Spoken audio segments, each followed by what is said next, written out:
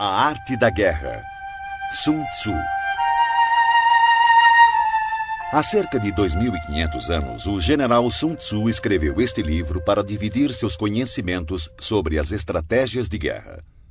Hoje, este livro tornou-se uma referência para políticos, administradores, gerentes de marketing, técnicos de futebol americano, jogadores de Age of Empires e pré-adolescentes com a pretensão de tornarem-se ninjas. Sun Tzu era um filósofo nomeado general pelo rei Holu, da província de Wu. Disse que, sob o comando dos dois, os exércitos de Wu venceram todos os confrontos por 2 décadas. Com inteligência e argumentos muito racionais, o autor expôs a importância do planejamento e da motivação de forma quase poética. A obra Zen realça a importância da paciência mesmo em momentos como a guerra. Além da estratégia, Sun Tzu ressalta a energia como algo fundamental para a vitória. Mas essa não é uma energia cósmica ou religiosa. Nada mais é do que vontade de agir e de conseguir conquistar os objetivos. Para atingir uma meta, o autor ensina: é necessário agir em conjunto, conhecer o ambiente de ação, o obstáculo a ser vencido e, é claro, conhecer seus próprios pontos fortes e pontos fracos. Se você conhece o inimigo e conhece a si mesmo, não precisa temer o resultado de 100 batalhas. Se você se conhece, mas não conhece o inimigo, para cada vitória sofrerá também uma derrota. Se você não conhece nem o inimigo nem a si, perderá todas as batalhas. Sun Tzu. O livro é, antes de ser um manual de guerra, uma obra filosófica, e esta é a razão de tanto sucesso. Sobre a arte da guerra, foram feitas dezenas de adaptações por diversos autores, tentando mostrar onde a obra pode ser aplicada. Capítulo 1. Estimativa. Sun Tzu disse: a arte da guerra é questão vital para o Estado. É o âmbito onde a vida e a morte são fundamentadas, um caminho que leva à aniquilação ou determina a sobrevivência. Deve ser examinada com cuidado e nunca negligenciada. A única forma para prever o resultado de uma guerra é analisar a situação com base nos 5 fatores. Primeiro, Tao, caminho. Várias mentes com um único ideal. O caminho que faz o pensamento do povo estar em completa harmonia com o de seus governantes, levando-o a segui-los para viver ou para morrer sem temer nenhum dos riscos. Segundo, clima. É a sombra e a luz, o calor e o frio, o tempo e a sucessão das estações. Aceitar ou desafiar essas condições determinará a vitória militar. Terceiro, terra.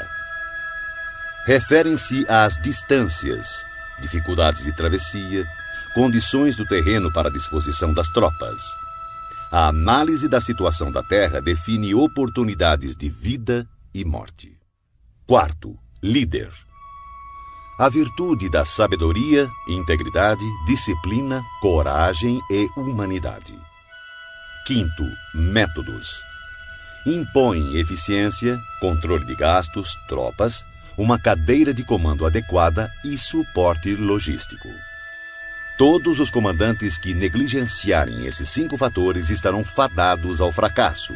Porém, os que dominarem conquistarão a vitória. Portanto, para prever o resultado de uma guerra, é necessário comparar os 2 lados avaliando suas forças. Para tanto, devemos fazer as seguintes questões. Primeira, qual dos soberanos tem o Tao, caminho? Segunda, qual comandante é mais competente e habilidoso? Terceira, qual dos lados possui vantagens do clima e da terra? Quarta, qual exército segue os métodos e é rigorosamente disciplinado? Quinta, qual lado é mais rigoroso e imparcial ao recompensar e punir? Sexta, qual exército tem a maior força? Sétima. Qual exército possui os oficiais e as tropas mais bem treinados? Através dessas 7 comparações, sei quem ganhará e quem perderá a guerra. Se um comandante estiver atento aos meus conselhos e proceder de acordo com eles, a vitória será certa. Nesse caso, mantenha-o. Se um comandante não a seguir, procedendo em desacordo, será derrotado. Nesse caso, demita-o sumariamente. Sabendo dos ganhos que podem advir dos meus conselhos, tire o maior proveito das condições favoráveis, formulando através delas uma vantagem estratégica para reforçar nossa posição. Há momentos em que a maior sabedoria é parecer não saber nada. Por isso, quando capaz, finja então ser incapaz. Quando pronto, finja grande desespero. Quando perto, finja estar longe. Quando longe, façam acreditar que está próximo. Se o inimigo procurar alguma vantagem, seduza-o com uma armadilha. Se estiver desorganizado, ataque-o e conquiste-o. Se ele for muito poderoso, prepare-se para ele. Se ele possuir forças superiores, evite-o. Se ele for orgulhoso, provoque-o. Se ele for humilde, dê forças à sua arrogância. Se ele estiver descansado, faça-o se desgastar. Se ele estiver unido, separe-o. Ataque-o onde ele se mostrar despreparado. Adote caminhos que sejam para ele totalmente inesperados. O bom estrategista, para vencer uma batalha, faz antes muitos cálculos no seu templo, pois sabe que eles são a chave que o conduzirá à vitória. É calculando e analisando que o estrategista vence previamente a guerra na simulação feita no templo. Capítulo 2. Gerenciamento da guerra. Sun Tzu disse: a arte da guerra é um exército de 1000 carros velozes, 1000 carroções cobertos de couro e 100.000 guerreiros com cotas de malha. A abundância de coisas necessárias para esse exército deslocado sobre uma distância de 1000 li, com gastos no estado e no campo de operações, incluindo enviados ao exterior e conselheiros, matérias e manutenção de carros e armaduras. Somente quando você tiver 1000 peças de ouro para cada dia de guerra, poderá mobilizar 100.000 guerreiros. Evite batalhas duradouras, busque a vitória rápida. Se a vitória custar a chegar, suas armas se desgastarão e as tropas ficarão desmoralizadas e o entusiasmo tende a enfraquecer. Se você sitiar uma cidade, gastará forças. Se seu exército for mantido muito tempo em campo, as reservas do Estado não serão suficientes. O tempo prolongado irá desgastar as armas, desmoralizar suas tropas, exaurir suas forças e consumir todos os recursos disponíveis, abrindo oportunidades para os governantes vizinhos tirarem vantagens e atacar. Então, mesmo contando com os melhores conselheiros, você não conseguirá garantir bons resultados. Assim, em relação às guerras, tenho ouvido falar em precipitação imprudente, mas ainda não vi bom exemplo de inteligência associada a decisões demoradas. Nunca houve Estado que tenha sido beneficiado por uma guerra prolongada.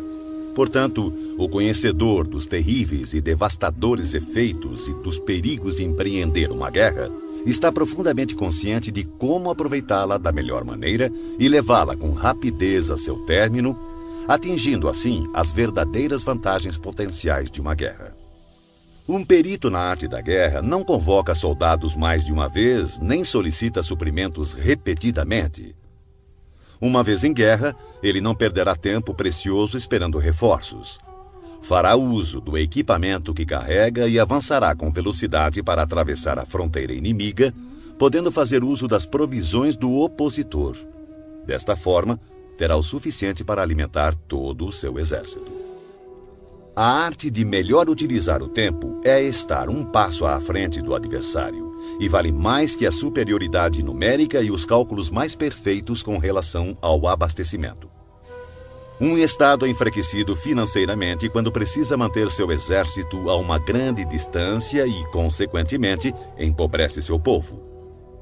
As vizinhanças próximas aos exércitos aumentam seus preços, E, com o custo mais elevado, seus recursos se esgotam com maior rapidez, forçando o Estado a aumentar os impostos dos distritos para assim custear as forças militares.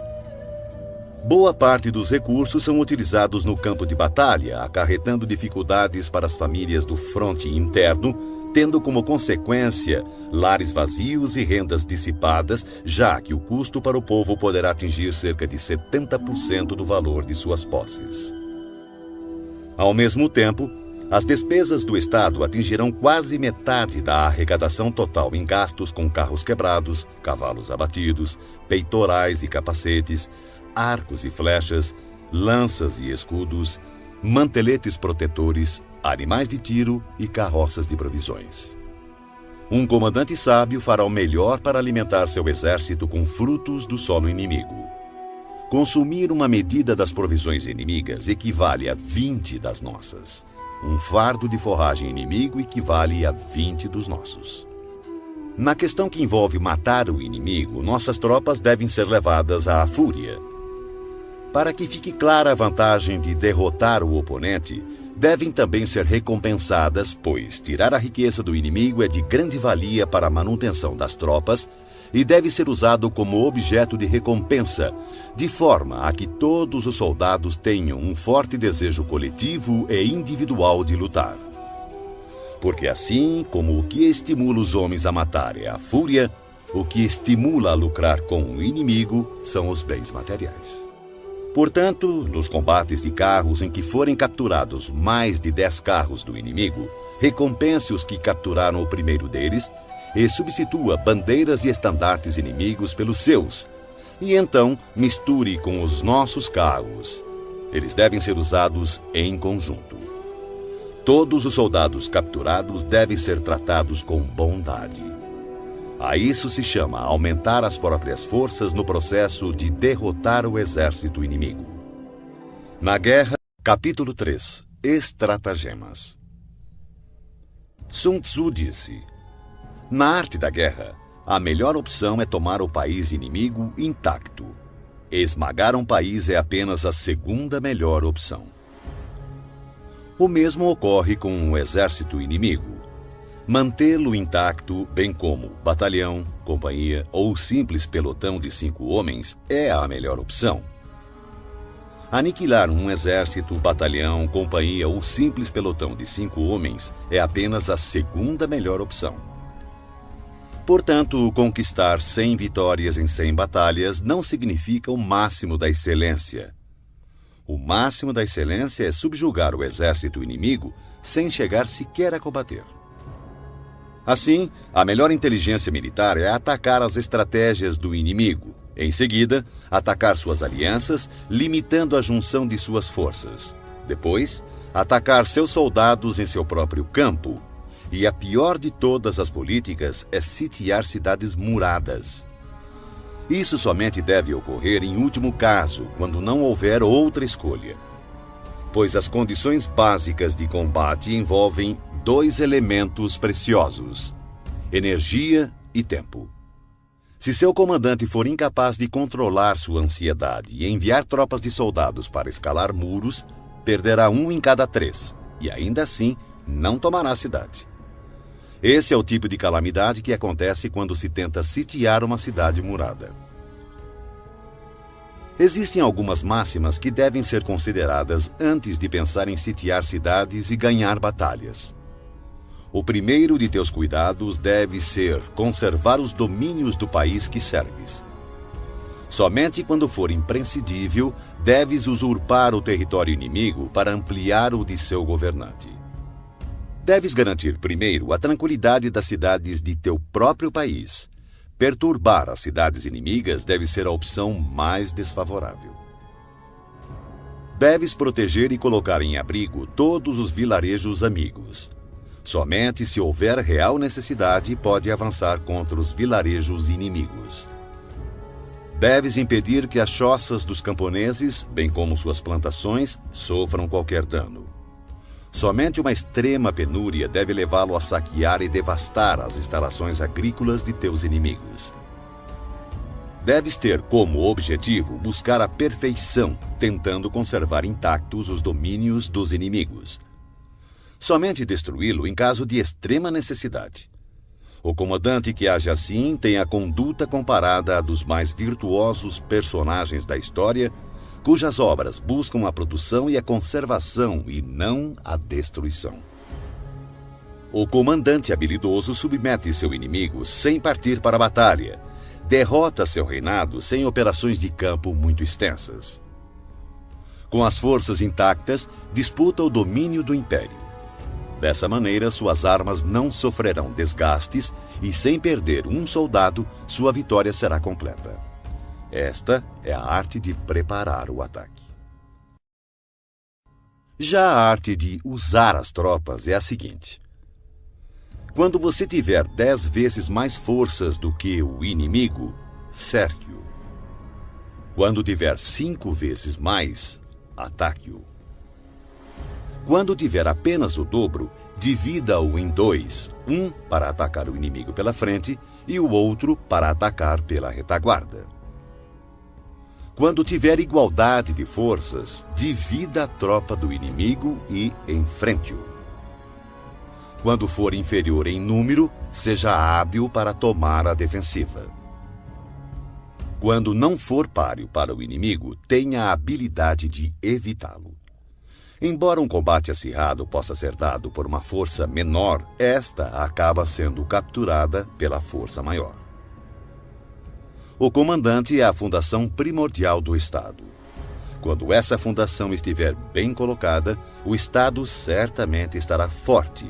Quando defeituosa, o Estado certamente enfraquecerá. Existem 3 maneiras de um comandante trazer desgraça para o seu próprio exército. Primeira, ordenar um avanço ou retirada sem perceber ou se assegurar que o exército está em condições de obedecer. Chama-se isso de travar o exército. Segunda, interferir na chefia do exército, ignorando assuntos internos. Isso trará confusão aos oficiais e soldados. Terceira, permitir que as ordens que interferem na direção do exército sejam delegadas por nobres que administram o reino. Justiça e humildade são premissas com as quais se governa o Estado, mas nunca o exército. Flexibilidade e oportunismo, por outro lado, são virtudes militares e não civis.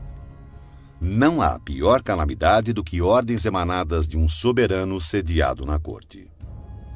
Tendo um comandante confundido seu exército e perdido a confiança de seus homens, as agressões dos comandantes vizinhos não tardarão. Daí a máxima: semear a desordem nas próprias fileiras é oferecer aos outros o caminho da vitória.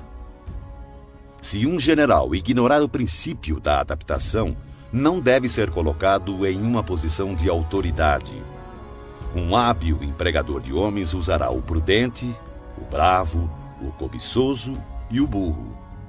Pois o prudente terá prazer em aplicar seu mérito. O bravo, sua coragem em ação. O cobiçoso é rápido em tirar vantagens. E o burro não teme a morte. Assim, há 5 fatores que permitem prever qual lado sairá vencedor.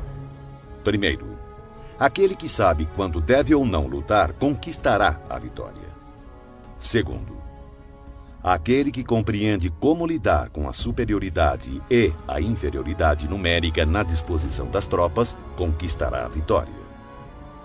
Terceiro, aquele que possui superiores e subordinados unidos conquistará a vitória. Quarto, aquele que é prudente e põe em campo um exército completamente preparado contra um inimigo despreparado conquistará a vitória. Quinto, aquele que o comandante é hábil e cujos soberanos não interferem, conquistará a vitória. Sun Tzu disse: aquele que... Capítulo 4. Posições táticas. Sun Tzu disse: na antiguidade, o perito em batalha se colocava fora da possibilidade de derrota e esperava que o inimigo expusesse a sua vulnerabilidade.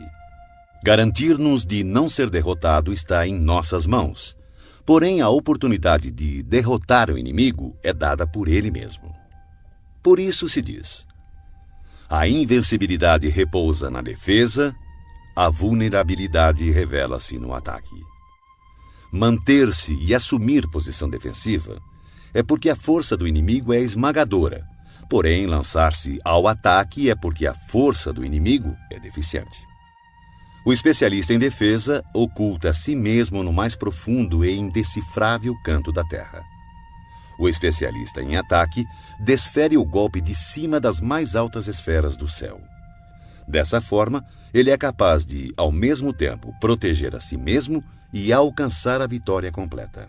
Ver a vitória apenas quando ela está ao alcance da visão de todos não é o máximo da superioridade. O verdadeiro mérito está em planejar secretamente, deslocar-se subitamente, frustrar as intenções do exército inimigo e finalmente chegar à vitória sem o derramamento de sangue.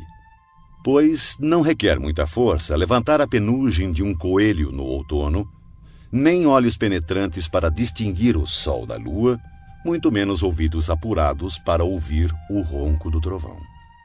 Os hábeis comandantes vencem a batalha depois de terem criado as condições apropriadas. Um comandante inteligente não apenas vence, ele se sobressai derrotando o inimigo com facilidade. Eles preveem todas as eventualidades, conhecem as situações do inimigo e não ignoram o que podem fazer e até onde podem ir. A vitória é uma decorrência natural desse saber. Porém, suas vitórias não lhe garantiam nem a reputação de sábio, nem o mérito do homem de valor.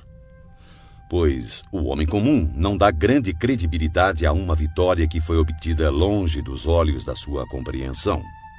Assim eram nossos ancestrais. Não acreditavam que os elogios como corajosos, heróis ou invencíveis fosse um tributo que tivessem merecido. Atribuíam sim seu sucesso ao cuidado extremo que tinham em evitar o menor deslize.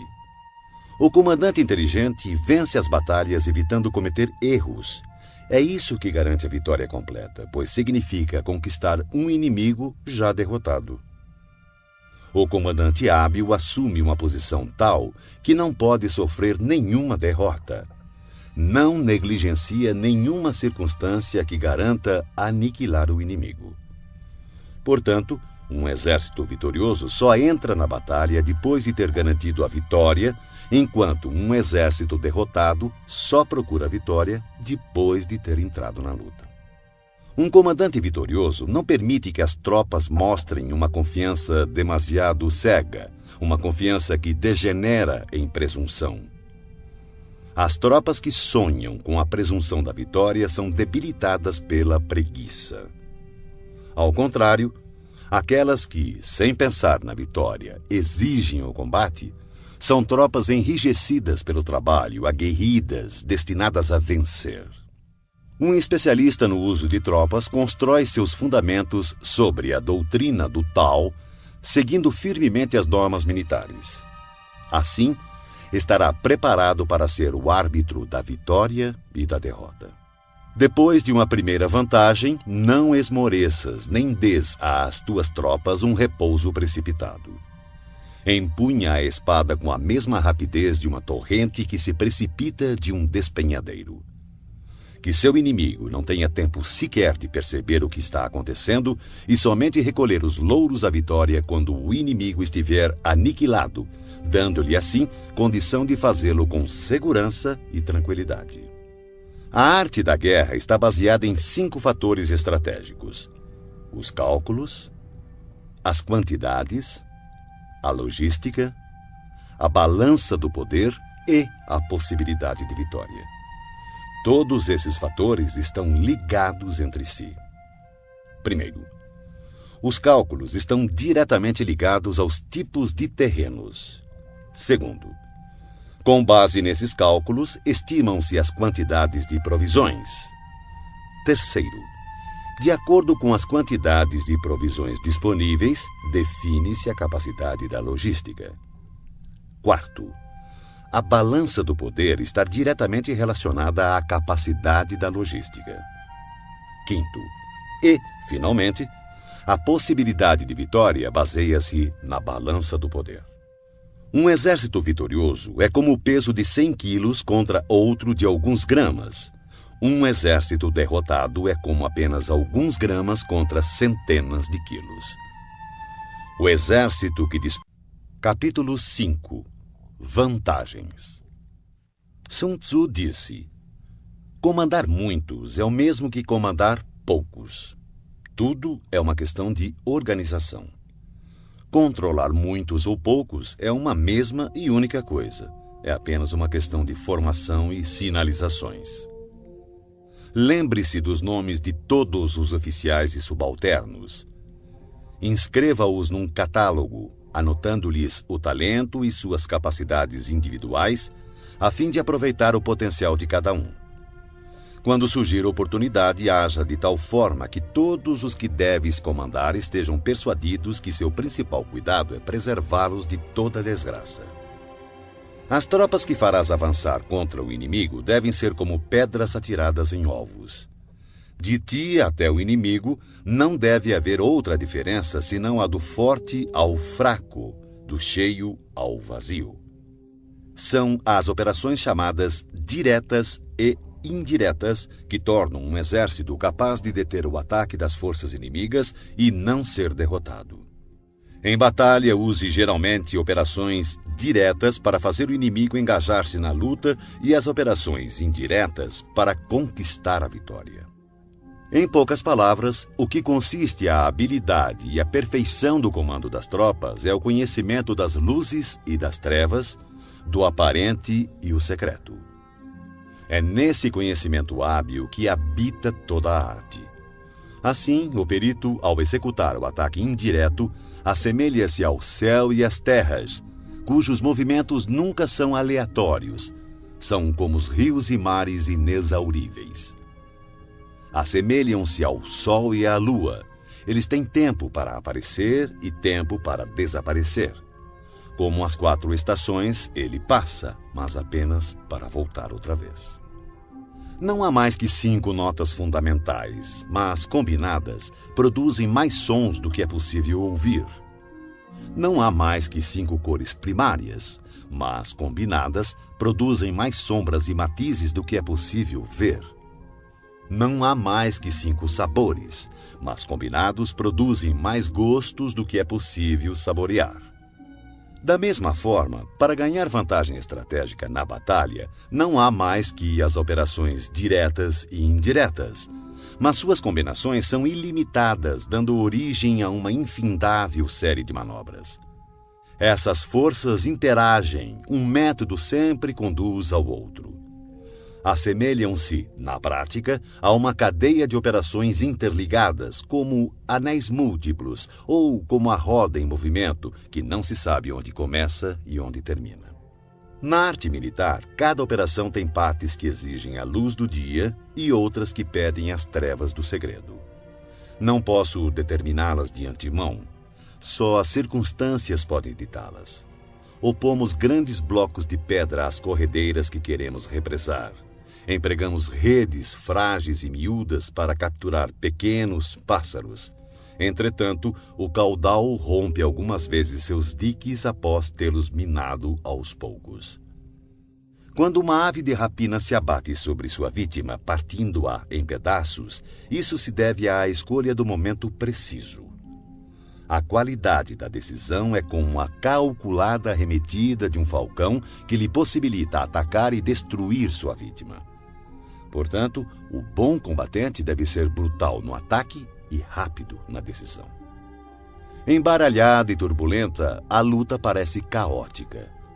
No tumulto de um combate pode parecer haver confusão, mas não é bem assim. Entre a confusão e o caos, uma formação de tropas pode parecer perdida e mesmo assim impenetrável. Sua disposição é, na verdade, circular e não podem ser derrotadas. A confusão simulada requer uma disciplina perfeita. Afinal, o caos estimulado se origina do controle. O medo fingido exige coragem. A fraqueza aparente se origina da força.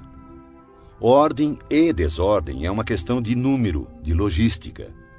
Coragem e medo é uma questão de configuração estratégica do poder, vantagem estratégica. Força e fraqueza é uma questão de disposição das forças, posição estratégica. O sábio comandante possui verdadeiramente a arte de liderar aqueles que souberem e sabem potencializar sua força, que adquiriram uma autoridade ilimitada, que não se deixam abater por nenhum acontecimento, por mais desagradável que seja. Aqueles que nunca agem com precipitação, que se conduzem, mesmo quando surpreendidos com sangue frio, que têm habitualmente nas ações meditadas e nos casos previstos antecipadamente. Aqueles que agem sempre com rapidez, fruto da habilidade aliada a uma longa experiência. Assim, o ímpeto de quem é hábil na arte da guerra é irrefreável e seu ataque é regulado com precisão. O primeiro imperador Han, 256-195 a.C., desejando esmagar seu oponente Rissung-nu, enviou espiões para conhecer sua condição. Mas este, sabedor do fato, ocultou com cuidado todos os soldados fortes e todos os cavalos bem alimentados, deixando apenas homens doentes e gado magro à vista. O resultado foi que os espiões, por unanimidade, recomendaram ao imperador que atacasse. O resultado? O imperador Han atacou e foi derrotado. Os espiões viram apenas velhice e doença. Isso, sem sombra de dúvida, é uma dissimulação do inimigo e atacar pode ser imprudente. Assim, quando pretende que o inimigo se movimente, o especialista se mostra e o inimigo certamente o seguirá. Ele ilude o inimigo e este acredita. Agindo dessa maneira, manipula o inimigo e assim espera por ele, armado com toda a sua força. O especialista, quando está em batalha, procura sua vitória na vantagem estratégica, não a solicita aos seus homens. Portanto, deve ser hábil para selecionar os homens certos e explorar o avaro e o tolo, o sábio e o valente, e dar a cada um deles uma responsabilidade adequada ao seu perfil. Jamais designe tarefas a quem não for capaz de cumpri-las. Selecione e dê a cada um responsabilidades proporcionais à sua competência. Em 341 a.C., o estado Xi, em guerra com o Wei, enviou o general Sun, que disse: "O estado Xi tem a reputação de covarde, e por esse motivo nosso adversário nos despreza. Vamos virar essa circunstância a nosso favor." Consequentemente, quando o exército atravessou a fronteira do território Wei, Sun ordenou que fossem acesas 100.000 fogueiras na primeira noite, 50.000 na segunda e apenas 20.000 na terceira. O general do exército Wei, Pang Xuan, ordenou o ataque de maneira vigorosa, pensando: "Eu sabia que os soldados de Sun eram covardes. Seu número já caiu menos da metade." Na sua retirada, Sun chegou a um estreito desfiladeiro que calculou ele seria atacado pelos perseguidores depois do anoitecer. Lá, chegando, tirou a casca de uma árvore e escreveu: "Sob esta árvore, Pang Xuan morrerá." Então, quando começou a anoitecer, colocou um grupo de poderosos arqueiros emboscados nos arredores com uma ordem de atirar diretamente se vissem uma luz. Mais tarde, Pang Xuan chegou ao local e, vendo a árvore, acendeu uma luz para ler o que estava escrito. Seu corpo imediatamente foi crivado por uma saraivada de flechas e todo o seu exército foi preso na confusão. Quem explora a vantagem estratégica envia seus homens para a batalha como se fossem troncos e pedras. A pedra e a madeira não têm movimento próprio, uma vez que, em repouso, não mexem por si mesmos, mas seguem o movimento recebido. Se forem quadrados, mantêm-se em repouso. Se forem redondos, rolam até... Capítulo 6. Pontos fortes e pontos fracos. Sun Tzu disse: "Para conseguir que a força de seu exército seja semelhante à de uma pedra de moinho chocando-se contra um ovo, utilize a ciência dos pontos fracos e pontos fortes. Em geral, o exército que primeiro ocupa o campo de batalha para esperar o inimigo estará descansado para o combate. Aquele que chega mais tarde e se precipita para entrar na batalha estará exausto. Assim, o perito em batalhas move o inimigo em vez de ser movido por ele. Para conseguir atrair o inimigo espontaneamente, ofereça-lhe alguma vantagem. Se desejar impedi-lo, é questão de obstruí-lo. Um grande general não é arrastado ao combate, ao contrário, sabe impô-lo ao inimigo. Dessa forma, se o inimigo estiver descansando, fustigue-o. Se estiver bem abastecido de provisões, faça-o ficar faminto. Se acampado silenciosamente, force-o a mover-se atacando em posições que o inimigo deva apressar-se para defender. Marche com velocidade para lugares onde não for esperado. Um exército pode marchar por grandes distâncias sem correr riscos se o fizer por territórios onde não existe presença do inimigo. Atacar com confiança e alcançar os objetivos significa atacar aquilo que o inimigo não está esperando. Do mesmo modo, defender-se com confiança e garantir a segurança de suas posições significa defender onde o inimigo não poderá atacar. Assim, contra o especialista em ataque, o inimigo não saberá onde se defender. Contra o perito em defesa, o inimigo não saberá onde atacar.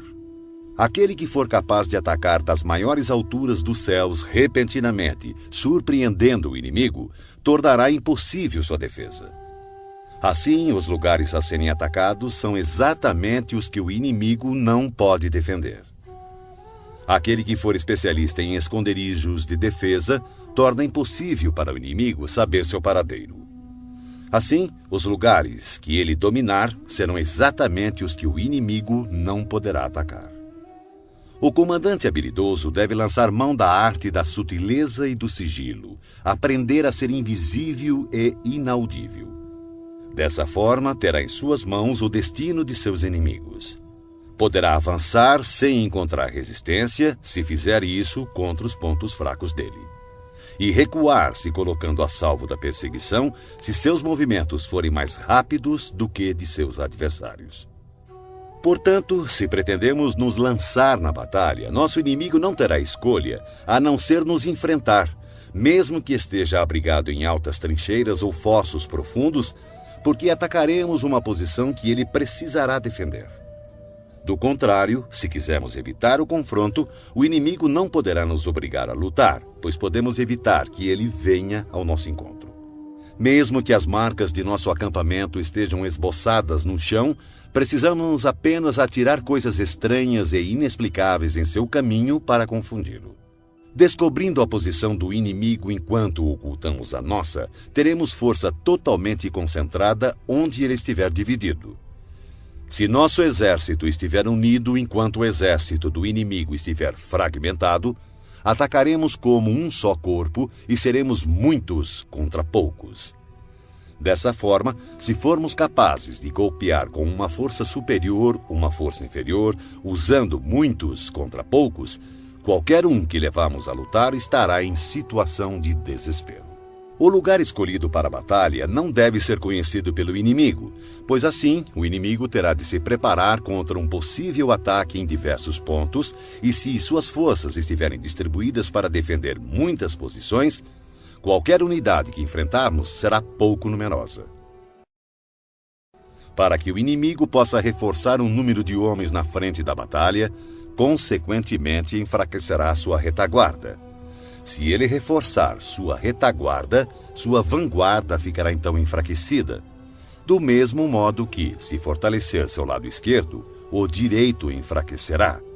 Se fortalecer seu lado direito, o esquerdo ficará enfraquecido. Reforçar todos os lados significa enfraquecer todos os lados. A fraqueza numérica decorre da necessidade de se preparar contra possíveis ataques, à força numérica de obrigar o adversário a fazer esses preparativos contra nossos possíveis ataques. Conhecendo o local e a hora da próxima batalha, podemos nos concentrar a grandes distâncias. Mas se não pudermos prever nem o lugar nem o dia da batalha, então seu lado esquerdo nada poderá fazer a favor do seu lado direito, assim como o direito não salvará o esquerdo, nem tampouco sua retaguarda poderá salvar sua frente de batalha, nem o contrário. E tanto mais será assim quanto mais distante estiverem os seus reforços. Ainda que o inimigo possua a força numérica a seu favor, é possível evitar que ele inicie combate contra nosso exército. Analise os planos de batalha do exército inimigo para ter conhecimento de suas fraquezas e de suas probabilidades de sucesso. Provoque-o para que assim possa descobrir o padrão de seus movimentos. Force-o a revelar-se, de forma que venha a exibir seus pontos vulneráveis. Compare o exército adversário com o seu para poder identificar onde a força é abundante e onde possui maior deficiência. Quando estiver preparado seus arranjos táticos, oculte-os. O máximo da habilidade quando se assume uma estratégia é não ter forma. Se sua forma não for definida, o mais esperto dos espiões não será capaz de compreendê-la e os mais sábios conselheiros não conseguirão planejar defesa contra ela.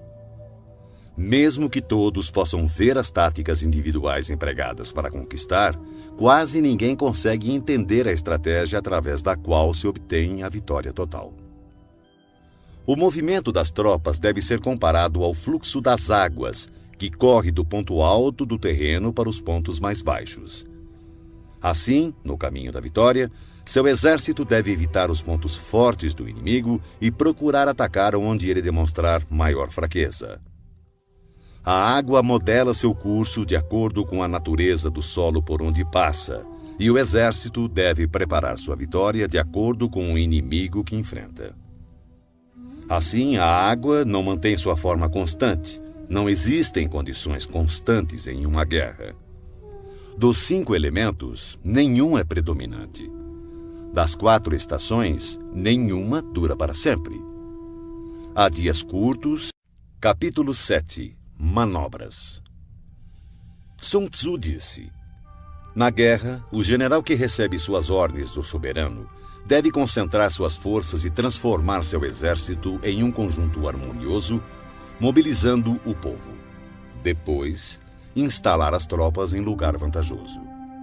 A grande dificuldade de manobrar exércitos para a luta está em transformar uma longa e tortuosa estrada em caminho mais conveniente e em transformar a adversidade em vantagem. Dessa forma, transforme a estrada do inimigo em longa e tortuosa. Haja de forma dissimulada, engane-o com a ilusão de ganhos fáceis. Isso equivale a compreender a estratégia de transformar o inconveniente em correto. A manobra tanto pode ser uma fonte de vantagem quanto um perigo. Por essa razão, se um exército tivesse que levantar acampamento e recolher suas armaduras às pressas em marcha forçada de 1000 li sem parar, em busca da conquista de uma vantagem, todos seriam feitos prisioneiros. Seus homens mais fortes estariam longe da vanguarda, os exaustos ficariam para trás e, em média, somente 1/10 das forças chegaria à meta.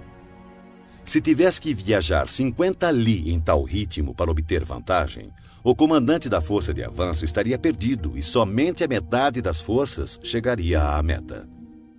Se tivesse que viajar 30 li em tal ritmo para obter alguma vantagem, apenas 2/3 das forças chegariam à meta. Um exército sem equipamento e provisões perecerá, sem sombra de dúvidas. Somente mantenha alianças com os estados vizinhos depois de conhecer a fundo as intenções dos seus soberanos. E a menos que conheça a configuração de um terreno, suas montanhas, pântanos, florestas e acidentes naturais, você não deve colocar seus exércitos neles, a não ser que utilize guias locais para obter alguma vantagem. Pratique a dissimulação, recorra a manobras enganosas. Movimente-se quando estiver em posição de vantagem, faça mudanças estratégicas, dispersando ou concentrando suas forças. Quando avançar para a batalha, seja veloz como o vento, imprevisível como o trovão. Em ocasiões que deva permanecer calmo, seja como a floresta. Ao invadir e saquear, haja rápido como o fogo. Na imobilidade, seja como a montanha. Quando necessário, esconda suas intenções, seja obscuro como as trevas. Evite movimentar-se inutilmente e somente ataque quando tiver certeza da vantagem. Ao saquear e pilhar cidades, reparta sempre de maneira justa todos os despojos. Quem conhece a tática de transformar o tortuoso em direito, será vitorioso. Essa é a arte de manobrar. A maneira de dar ordens e fazer com que essas sejam cumpridas é de extrema importância para a vitória de um exército. Você encontrará no livro dos planos militares que em determinadas ocasiões a maioria dos teus homens não poderá te ver nem ouvir. Os tambores e as bandeiras devem substituir tua presença e tua voz. Assim, em combate noturno, faça uso dos tambores. E durante o dia, use as bandeiras e estandartes. Desta forma, suas tropas serão um único corpo, impedindo que teus soldados corajosos avancem sozinhos e os covardes recuem. Essa é a arte de manobrar grandes massas. Pode-se desmoralizar um exército inteiro e seu comandante ser levado a perder o ânimo. Na manhã da guerra, a moral do inimigo está elevada. Ao meio-dia, começa a enfraquecer, e à noite sua mente está voltada para o retorno ao acampamento. Por isso, o comandante sábio evita um inimigo com a moral em alta e ataca-o quando moroso e inclinado a retornar. Essa é a arte de administrar humores. Disciplinado, o bom comandante usa sua própria ordem para esperar pela desordem do inimigo, usa sua calma para esperar por seu clamor. Essa é a arte de conservar o autodomínio. Se perceberes que o inimigo está animado e descansado, espera que o entusiasmo arrefeça e ele se vergue sob o peso do cansaço. Então, usa suas tropas descansadas e bem alimentadas. Essa é a arte de administrar a força. Não inicies um combate quando o inimigo apresenta disposições perfeitas de suas bandeiras e estandartes. Não lance o ataque sobre o exército inimigo ordenado e disciplinado em suas formações. Essa é a arte de controlar as condições mutáveis. Portanto, não ataque o inimigo que ocupar o terreno alto, nem aquele que tiver uma colina às costas. Não persiga um inimigo que finge recuar. Não obstrua um inimigo que volta para casa. Capítulo 8. Contingências. Sun Tzu disse: uma vez dada pelo soberano a ordem de mobilizar a população para a guerra, cabe ao comandante reunir o exército e organizar as tropas. Seguindo ao encontro do exército inimigo, deve-se evitar acampar em locais difíceis e em locais de boas estradas deve-se buscar aliados. Não perder tempo em locais isolados, ter planos de contingência quando em posições propícias a emboscadas e avançar contra o inimigo em terreno do qual não haja saída, são táticas precisas para a garantia de uma boa batalha.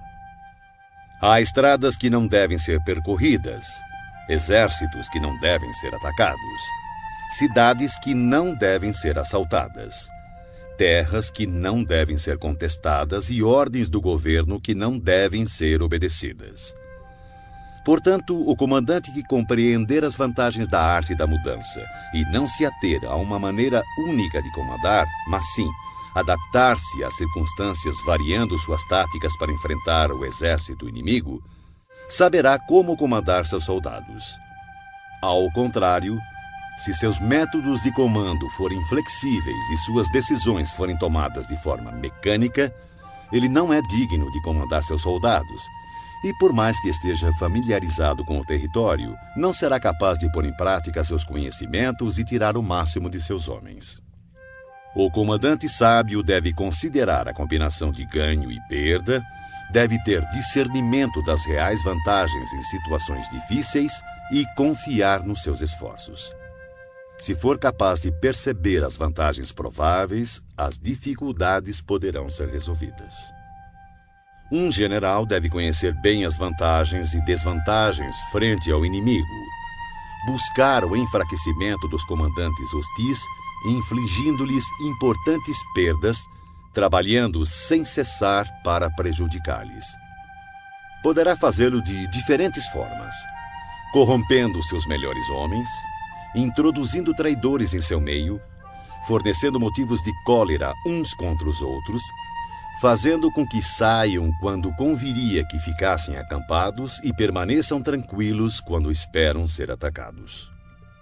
A arte da guerra nos ensina a não contar com a possibilidade do inimigo não vir, e sim estar preparado para ele. Não depender do inimigo não atacar, mas depender principalmente de estar em uma posição invulnerável. Há 5 defeitos perigosos que podem afetar um general. São erros que podem derrotar a prudência e a bravura de um comandante. Primeiro, se ele tiver um temerário descaso pela vida. Um general que se expõe sem necessidade, que parece buscar os perigos da morte, é um homem precipitado. Segundo, se ele tiver um cuidado excessivo em conservar a própria vida e por esse motivo não ousa e sim dá mostras de covardia, poderá ser facilmente capturado. Terceiro, se tiver temperamento volúvel. Um general que perde facilmente o controle e se deixa levar pela cólera será ludibriado pelo inimigo através de provocações e cairá em emboscadas sem perceber. Se for suscetível à honra, um general não deve se ofender de forma intempestiva.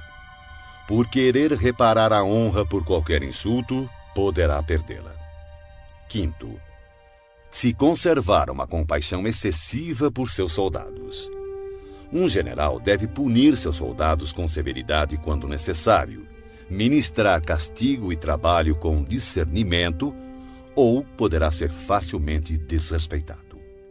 Esses 5 perigosos traços demonstram falhas graves de um comandante e devem ser cuidadosamente evitados, pois são, sem dúvida, os motivos que levam à derrota de um exército e à morte de seu comandante.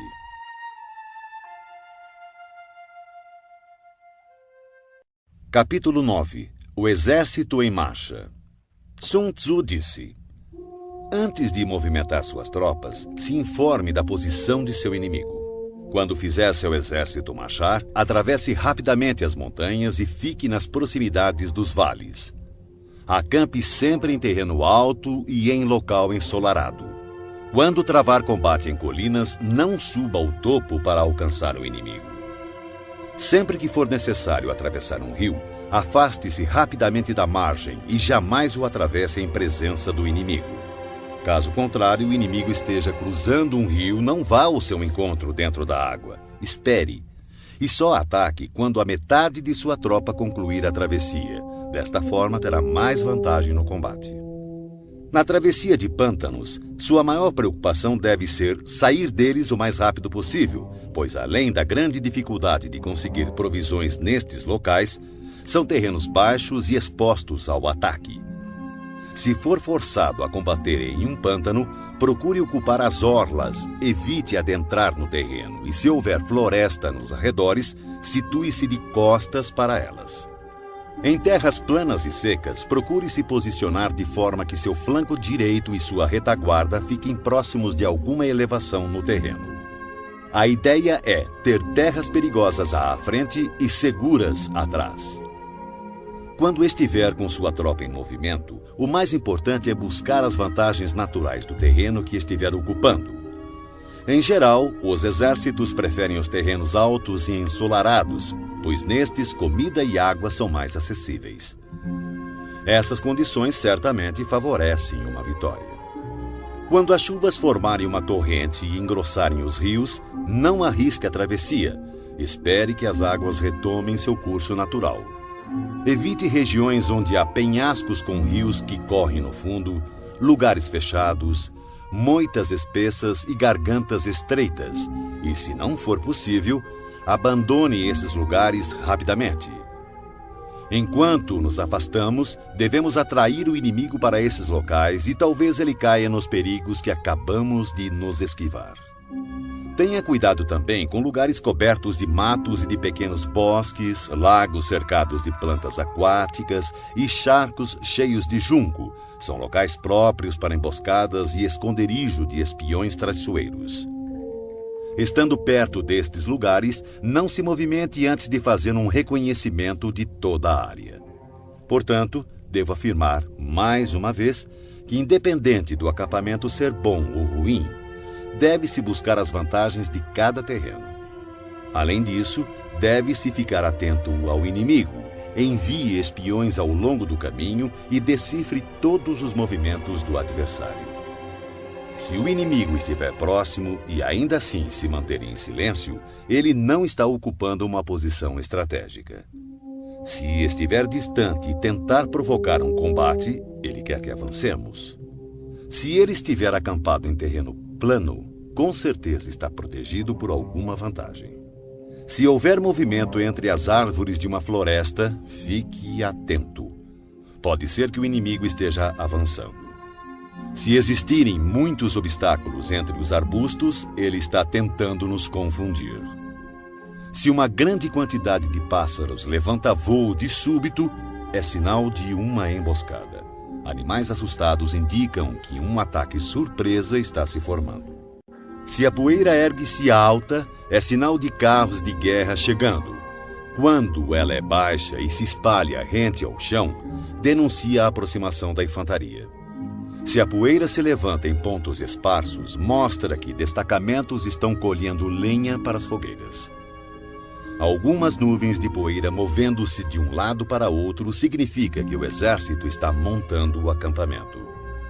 Sussurros e aumento dos preparativos para a guerra significa que o inimigo avançará.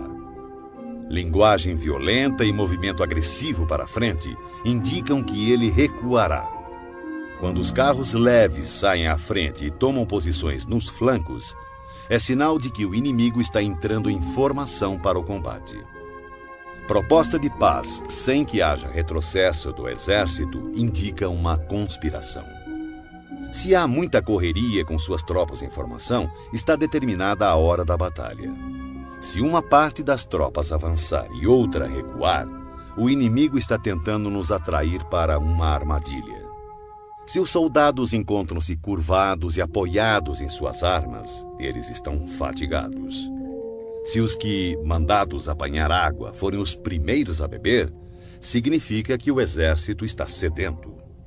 Se houver uma vantagem e o inimigo não avançar, ele está exausto.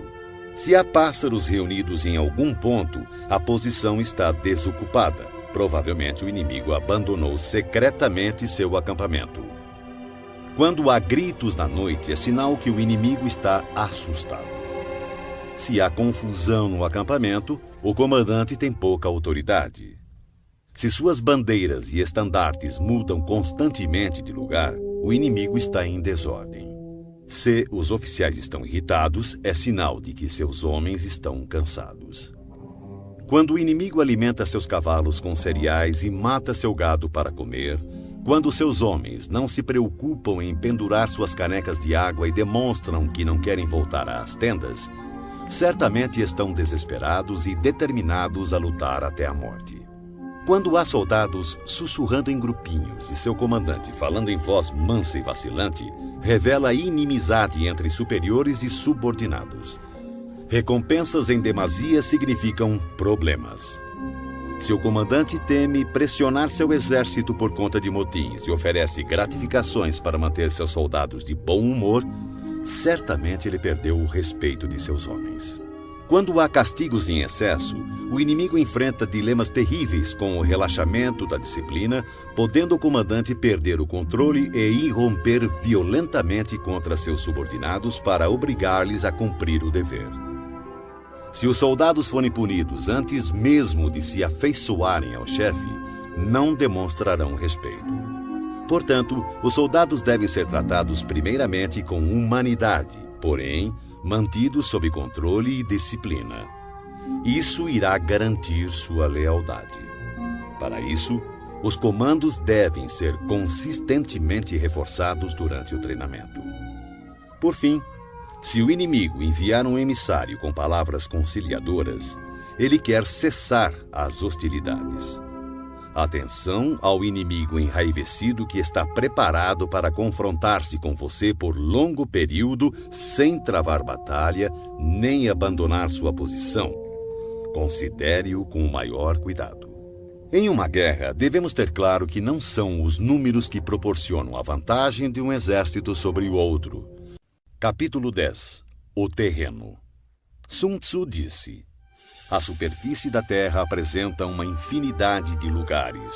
Deves fugir de alguns e buscar outros. Todavia, deves conhecer bem todos eles. Os tipos de terrenos incluem o acessível, o complicado, o indeciso, o estreito, o acidentado e o distante. O primeiro terreno citado, o acessível, é aquele em que ambos os exércitos podem se aproximar livremente. Portanto, levará vantagem aquele que primeiro ocupar um nível mais alto do lado ensolarado e ter estabelecido linhas de abastecimento adequadas.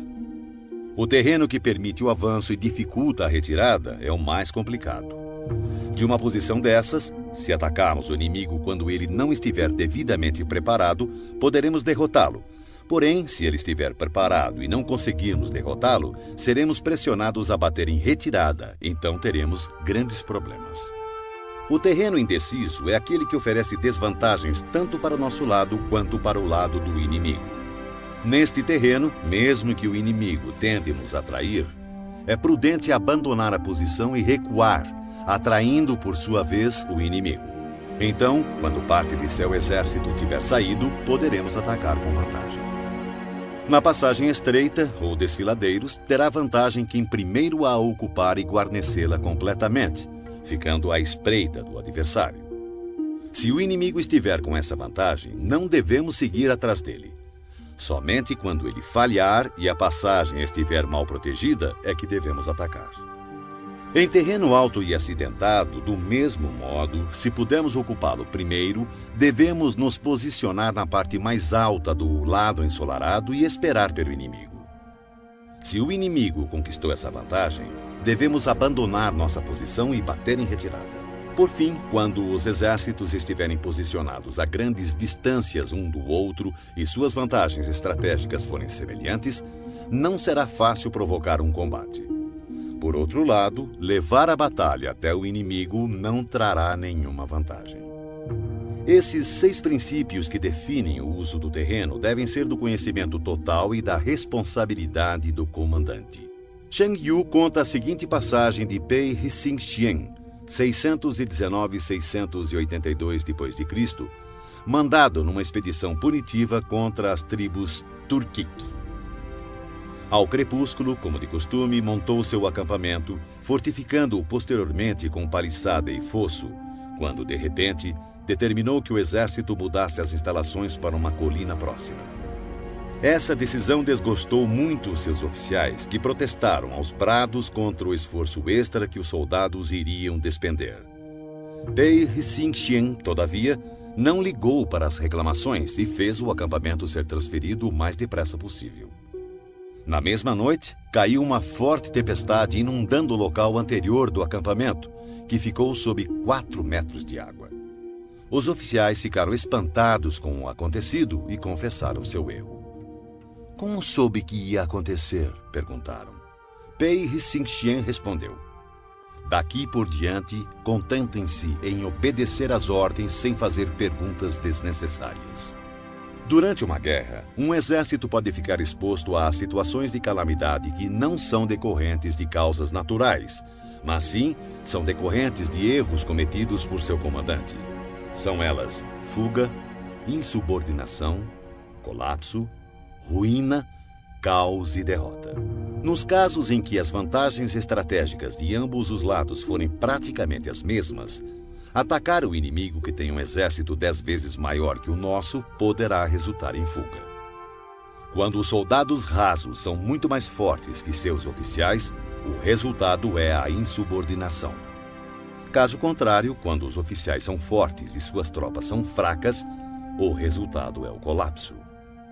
Se os oficiais dos batalhões forem insubordinados e tiverem o temperamento volúvel, sendo facilmente dominados pela ira e, por conta disso, levados a manobras não autorizadas de modo que o comandante não tenha conhecimento da força de suas próprias fileiras, o resultado será a ruína. Quando o comandante demonstrar fraqueza, não tiver autoridade, suas ordens não forem claras e seus oficiais e tropas forem indisciplinados, o resultado será o caos e desorganização absoluta. Se um comandante negligenciar as forças do exército inimigo e assim permitir que uma tropa enfraquecida enfrente a elite do adversário e ainda operar sem uma vanguarda de tropas de choque, o resultado será a derrota total do seu exército. São essas as 6 formas de atrair a derrota e estão em total responsabilidade do comandante. A formação natural da região e a posição estratégica de um exército são os grandes aliados em uma batalha.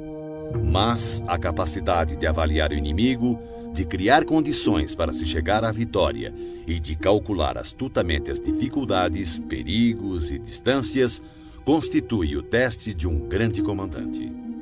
Quem conhecer esses fatores e os colocar em prática de forma adequada será vitorioso. Aquele que lutar sem isso, certamente será derrotado. Desta forma, se tiver certeza que o caminho da batalha garante a vitória, então você deve lutar, mesmo contra a decisão de seu soberano.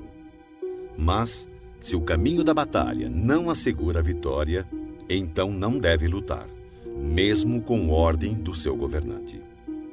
O comandante que segue para a guerra sem ter como prioridade fama pessoal e recua sem temer o descrédito, aquele cuja preocupação for proteger seu povo e prestar um bom serviço ao seu soberano, é um tesouro nacional.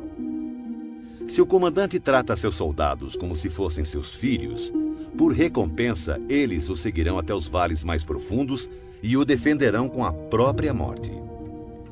Porém, se o comandante for generoso, mas incapaz de fazer valer sua autoridade, seus soldados serão como crianças mimadas e ficarão inúteis.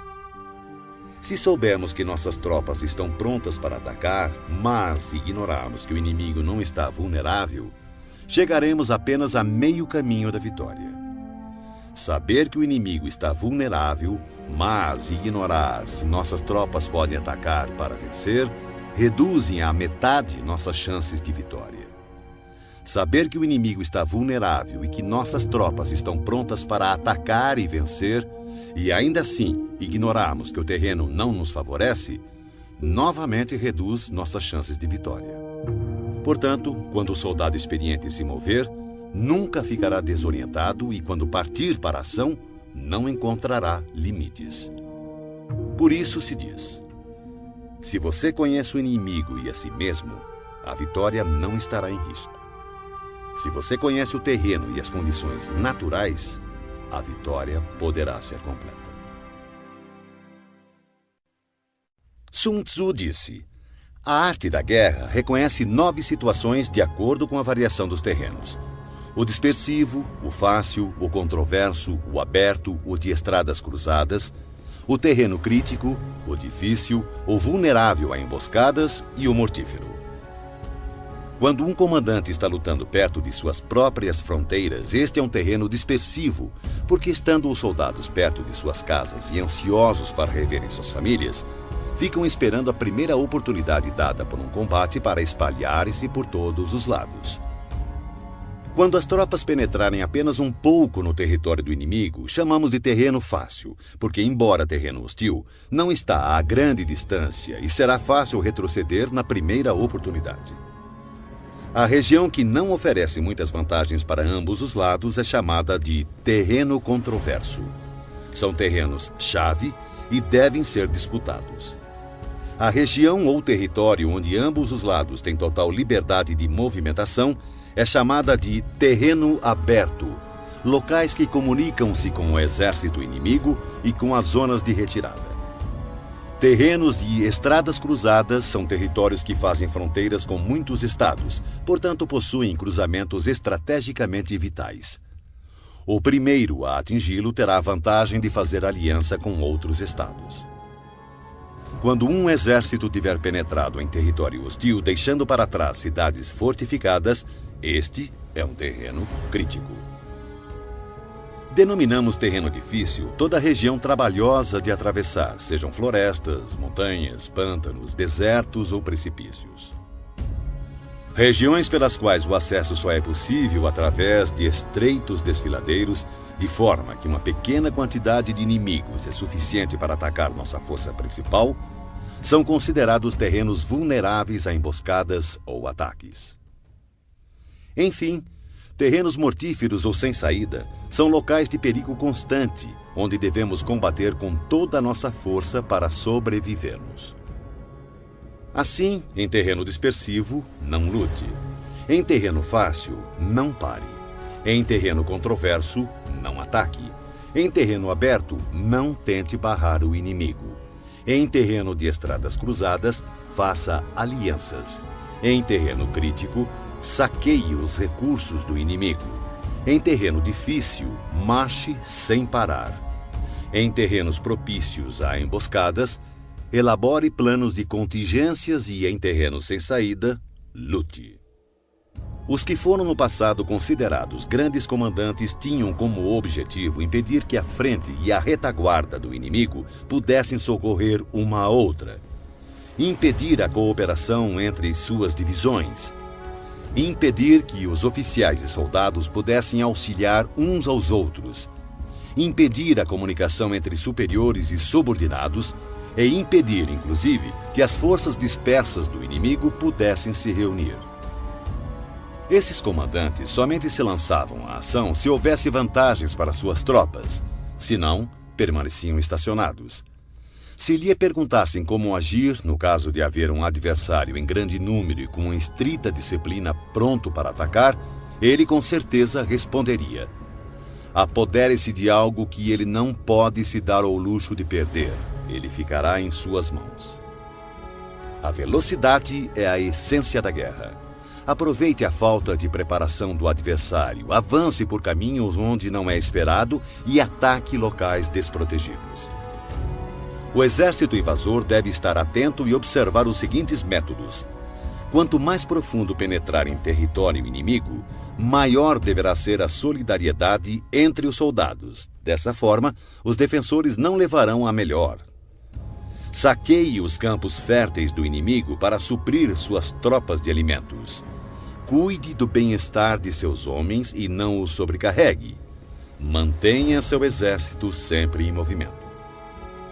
Coloque suas tropas em situações sem saída. Seus homens preferirão morrer a fugir. Uma vez lutando desta forma, darão o máximo de si e não terão medo, mesmo se caírem no mais desesperado cerco. Se não houver onde se refugiarem, todos continuarão firmes. Assim, sem precisar ser mandados, seus homens estarão em constante alerta, cumprirão seus deveres e serão fiéis e disciplinados. Portanto, no dia em que esses homens forem ordenados a partir para o combate, talvez chorem, porém não por medo, mas porque todos estão dispostos a vencer ou morrer. Em 73 d.C., quando Pan Shao chegou a Shanshanquang, rei do país, recebeu-o a princípio com grande polidez e respeito. Mas, logo após, seu comportamento sofreu uma mudança súbita e ele tornou-se descuidado e indiferente. Pan Shao comentou com seus oficiais: repararam que os modos educados de Quang sumiram? Só pode significar que chegaram mensagens dos bárbaros do norte e que Quang ficou indeciso, sem saber de que lado se põe. Certamente é esse o motivo. O homem inteligente pode perceber as coisas antes delas acontecerem. Chamou imediatamente um dos nativos que fora posto ao seu serviço e preparou-lhe uma armadilha. O homem acabou revelando tudo. Pan Shao convocou uma reunião geral de seus oficiais e começou bebendo com eles. Quando o vinho lhes havia subido ligeiramente à cabeça, testou mantê-los mais excitados, falando-lhes assim: senhores, estamos no interior de uma região isolada, ansiosos por obter riquezas e glórias através de uma grande proeza. Ora, acontece que um embaixador do Riciúnu chegou a este reino há apenas alguns dias, e o resultado foi que o trato respeitoso que nos foi dado pelo nosso anfitrião real desapareceu. Se esse enviado dominá-lo, tomar nossa força e levar-nos para Risium-Nu, nossos ossos serão pasto dos lobos do deserto. Que faremos? Unanimemente, os oficiais responderam: diante do perigo de vida que corremos, seguiremos nosso comandante vivos ou mortos. Não se alcança sucesso nas batalhas a menos que os soldados tenham sagacidade e objetivos em comum e, mais importante ainda, espírito de cooperação. A causa primária pela qual deve-se conduzir um exército é estabelecer um padrão unificado de coragem. Assim, o bom comandante conduz suas tropas como se conduzisse um homem pela mão. Dessa forma, essa pessoa não pode deixar de segui-lo. Um grande comandante deve ser calado, assegurando o sigilo. Deve ser justo e honesto, mantendo a ordem. Deve manter o povo na ignorância quanto aos seus planos. Alterando seus planos, ele mantém o inimigo no escuro. Mudando seu acampamento, evita que o inimigo preveja seu objetivo. No momento crítico, age como se, após subir uma grande altura, joga-se a escada fora, leva seu exército para o interior do território inimigo. Ao invadir um terreno hostil, a regra geral é que penetrar profundamente no território do exército inimigo dá coesão. E se a invasão for superficial, mais facilmente seus homens se dispersarão. Quando sair de seu próprio terreno e levar suas tropas além de suas fronteiras, você estará em terreno isolado. Quando estiver vulnerável por todos os lados, você estará em um terreno de estradas cruzadas. Quando à sua frente houver um estreito desfiladeiro, você estará em um território propício a emboscadas. Quando estiver sem saída, você estará em um terreno mortífero. Portanto, em terreno disperso, deve unir suas tropas. Em terreno fácil, mantenha ligações estreitas entre as tropas. Em terreno competitivo, deve-se acelerar a marcha. Em terreno aberto, dê mais atenção à defesa. Em cruzamento, reforce as alianças. Em terreno crítico, mantenha uma linha permanente de abastecimento. Em terreno difícil, continue sempre avançando. Em terreno vulnerável, bloqueie as passagens de acesso. E, finalmente, em terreno mortífero, lute até a morte. Antes de firmar aliança com estados vizinhos, procure conhecer as intenções de seus soberanos. E somente disponha seu exército nessas terras com o auxílio de um guia local, pois é preciso estar familiarizado com a geografia do local a fim de transformar empecilhos naturais em vantagens estratégicas. A seguir, fatores que não devem ser ignorados por um exército digno de um rei.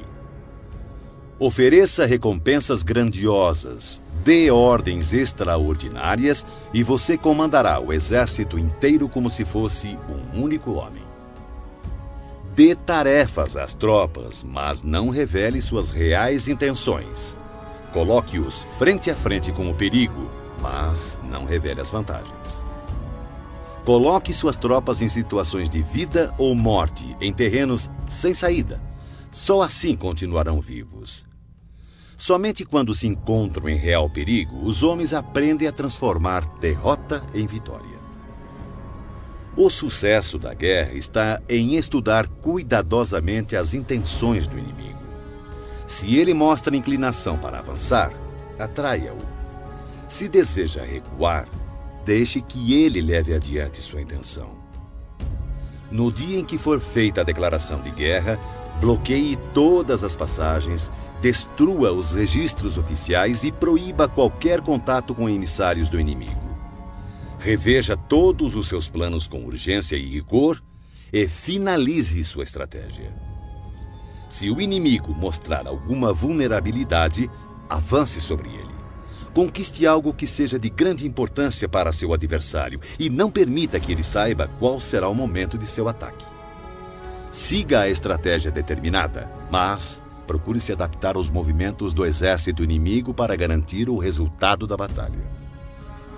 A princípio, procure exibir a timidez de uma modesta e humilde donzela, e então o inimigo abrirá suas portas. Depois, imite a velocidade de uma lebre apressada e será tarde demais para que o exército inimigo possa mostrar alguma reação ou oposição.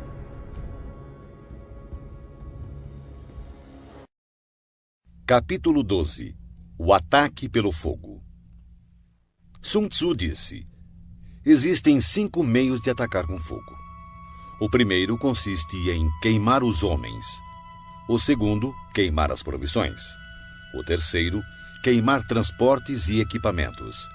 O quarto, queimar arsenais e depósitos. E, por último, lançar fogo contínuo sobre o inimigo. Para iniciar um ataque com fogo, deve-se manter sempre preparado um material inflamável e aguardar que o tempo e as circunstâncias estejam favoráveis. Deve-se observar que a época mais adequada para o uso do fogo são os períodos quentes e secos. Há ainda os dias mais propícios para o alastramento das chamas, são aqueles em que a lua estiver passando pelas constelações da cesta dos ventos, do muro, das asas e da plataforma do carro, pois estas constelações determinam dias ventosos. No ataque com fogo, deve-se estar preparado para variar a maneira de agir de acordo com as mudanças de situação, que podem ser 5. Primeira, quando o fogo invadir o acampamento do inimigo, deve-se esperar uma reação imediata. No entanto, se as tropas inimigas permanecerem em silêncio mesmo com o lavrar do fogo, contenha seu ímpeto e não ataque. Segunda, se logo após ateares fogo observar que as chamas ganham altura e, se puder atravessá-las, ataque e não dê ao inimigo a chance de apagá-las. Se não puder atravessar as chamas, permaneça onde está. Terceira, se for possível iniciar um ataque com fogo estando fora do campo inimigo, não entre em suas fronteiras, mas assegure-se de atacar no momento mais adequado. Quarta, considere sempre a direção do vento, atacando em seu favor. Jamais ataque contra o vento ou vai sofrer tanto quanto o inimigo. Quinta, se o vento soprou continuamente durante todo o dia, certamente ele cessará ao anoitecer. Tome precauções para não ser surpreendido. Todo exército bem treinado deve dominar os 5 desdobramentos relacionados ao ataque com fogo e devem ter conhecimento do movimento das estrelas para identificar os dias mais adequados para que possa iniciar esse tipo de ataque. Demonstra grande inteligência aquele que usa o poder do fogo para atacar. Os que usam a água conseguem um acréscimo de força, mas não são eficientes em privar o inimigo de suas provisões.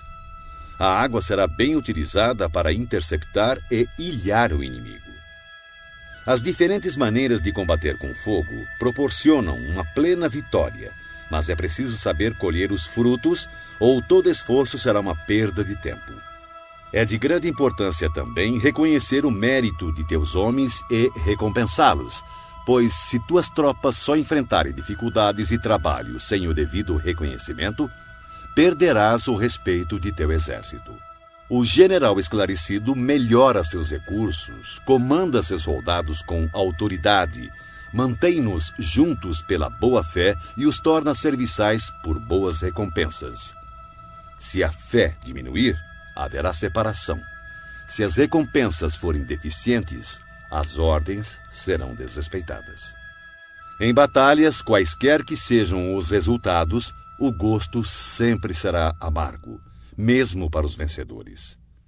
Portanto, a guerra deve ser a última solução e só deve ser travada quando não existir outra saída. Um soberano jamais deve decidir pela guerra se estiver dominado pelo ódio ou vingança. Um bom comandante não deve mobilizar suas tropas se tiver o coração tomado pelos mesmos sentimentos. Ambos devem aguardar dias mais serenos para ponderar, pois uma pessoa em crise pode recuperar seu bom humor, assim como uma pessoa no calor da paixão pode encontrar novamente equilíbrio. Não marche a não ser que veja alguma vantagem. Não use suas tropas a menos que haja alguma coisa a ser ganha. Não lute a menos que a posição seja crítica, pois o que jamais poderá ser recuperado totalmente é um estado devastado pela guerra. nem tampouco ressuscitar seus mortos. Capítulo 13. Os espiões. Sun Tzu disse: constituir um exército de 100.000 homens e percorrer com ele longas distâncias gera grandes perdas ao povo e custa muito para os cofres públicos. Podemos estimar cerca de 1.000 peças de ouro por dia. Isso acarretará distúrbios internos e externos, homens cairão exaustos nas estradas e cerca de 700.000 famílias terão dificuldades de manter seus trabalhos nos campos. Uma guerra pode durar anos. A vitória é decidida em um único dia. Portanto, continuar na ignorância a respeito da condição do inimigo para poupar quantias em dinheiro é um ato extremo de desumanidade. Não lamente o dinheiro empregado para corromper traidores e obter informações do campo inimigo. O que possibilita ao soberano inteligente e seu comandante conquistar o inimigo e realizar façanhas fora do comum é a previsão, conhecimento que só pode ser adquirido através de homens que estejam a par de toda a movimentação do inimigo. Por isso, deve-se manter espiões por toda parte e informar-se de tudo. Existem 5 tipos de espiões que podem ser usados: espiões locais, agentes internos, agentes duplos, espiões dispensáveis e espiões indispensáveis. Quando os 5 tipos de espiões estão ativos e ninguém pode descobrir o sistema secreto, chama-se a isso teia imperceptível. Primeiro, espiões locais são os próprios habitantes do país inimigo quando colocados a nosso serviço. Segundo, agentes internos em geral são funcionários do inimigo, homens ofendidos por ocuparem posições subalternas, concubinas gananciosas por ouro, pessoas volúveis que estão sempre em cima do muro. Para lidar com este tipo de espião é necessária muita cautela. Terceiro, espiões duplos são espiões do inimigo que trazemos para o nosso lado através de suborno e promessas liberais. Nós os induzimos a fornecer informações falsas ao inimigo e, ao mesmo tempo, espionar seus compatriotas. Quarto, espiões dispensáveis são nossos próprios agentes a quem damos propositalmente informações falsas a nosso respeito, a fim de que, quando forem capturados ou nos traírem, passem informações erradas, fazendo então com que nossos inimigos tomem medidas inadequadas. Esses espiões certamente serão mortos por fornecerem informações falsas. Quinto, e, finalmente, os espiões indispensáveis ou sobreviventes. São aqueles que voltam do campo do inimigo com informações. Esse tipo de espião deve sempre fazer parte de seu exército. Em geral, são homens fortes, ágeis, dotados de grande sagacidade e acostumados a toda espécie de trabalho sujo. Assim, o comandante deve manter sempre uma relação de proximidade com os espiões, deve recompensá-los regiamente, e os assuntos referentes a estes homens devem ser mantidos em absoluto sigilo. Somente um governante sagaz e intuitivo é capaz de empregar espiões.